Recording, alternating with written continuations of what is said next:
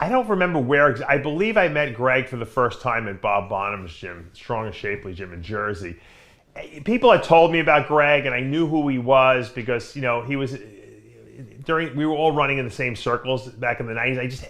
I never saw him because he was upstate New York, and I was on Long Island at the time. I wasn't living in Westchester anymore, but we knew who he was. So when I ran into him, we kind of knew each other, but we didn't really know each other, and I was fine with him. I really got to know Gregg better when I was with Muscular Development magazine, because he wrote a column there, and we would hang out at like the Arnold Classic or the Olympia. He would come usually, and I hit it off immediately with him because we have the same kind of personality. We like the same things. We're both Italian and stuff like that. So we have a similar background. So that I always got along with Gregg, and he has a very good sense of humor, and so do I. And so that worked well. So I kind of knew him after my bodybuilding career. He knew me while I was competing from Bob, because I used to go to Bob's gym a lot and train. And so Bob would tell him, Dave, this freaky guy's here and stuff like that. And then Bob would tell me when Gregg started doing that crazy, when he was blowing his arms up, Bob would show me pictures. You got to see Gregg's arms; they're like 25 inches. and so I knew of him, but I wasn't really friends with him back then.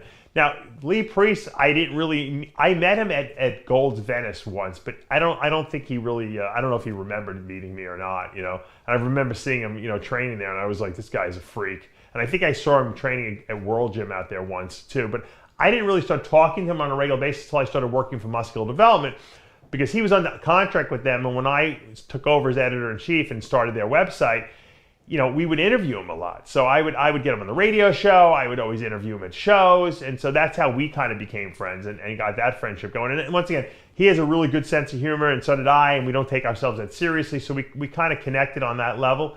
And then after, I stopped competing, and then Lee went through all his craziness with, getting kicked out. And I said, you know what, Lee's such a good, I just like the guy, and I wanted to get him back into the fray. And so that's why I kind of contacted him. I said, hey, well, you want to do an interview? Why don't we just kind of like try to, squash the, all the little, arguments and things that are not going, right between you and the organization, and let's just put it behind us. And he said, yeah, let's do it. And so that's what we did. And I'm happy because I enjoy, once again, Lee is on our show every week on Iron Rage, but I enjoy that hour I get to talk to him every week because, we're all busy. We don't have a lot of time, to hang out. Lee lives in Australia, but in its essence, I get an hour every week with him to hang out with him and just laugh our asses off. So for me, and I'm sure for Lee as well, it's like we are friends on a regular basis. We get to hang out every week, and a lot of friends don't even get to spend that much time with each other. Most people just text each other all day, and I text Lee, but it's nice to be able to talk face to face with him, and I think that's why people enjoy Iron Rage.